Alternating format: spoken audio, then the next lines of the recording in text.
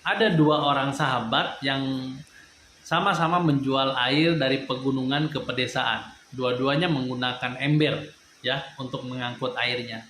Bedanya yang dilakukan si B adalah ketika dia bisa menjual air, maka dia akan menggunakan hasil jualannya untuk membeli ember yang baru supaya lebih banyak. Sedangkan si A ketika dia sudah menjual air, maka dia akan gunakan sebagian uangnya untuk membeli pipa.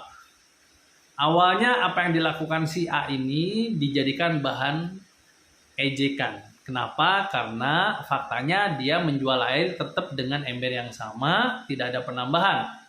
Beda dengan si B yang embernya semakin banyak.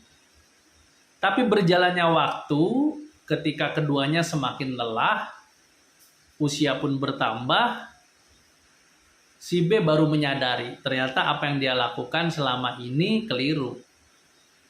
Kenapa? Karena fisiknya juga makin berkurang. Akhirnya ember yang dulu dia bisa bawa dengan banyak pun lama-lama berkurang. Bahkan pada satu titik ketika dia sakit, dia tidak bisa jualan air lagi.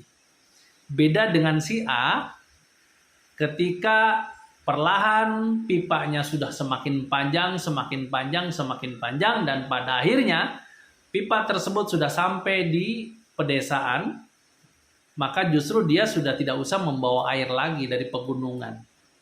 Dia sudah memiliki sebuah usaha yang terus menghasilkan uang, yang disebut passive income. Nah, saya nggak tahu dengan Anda. Apakah Anda tipe B yang hanya berpikir menghasilkan uang seumur hidup dengan tenaga?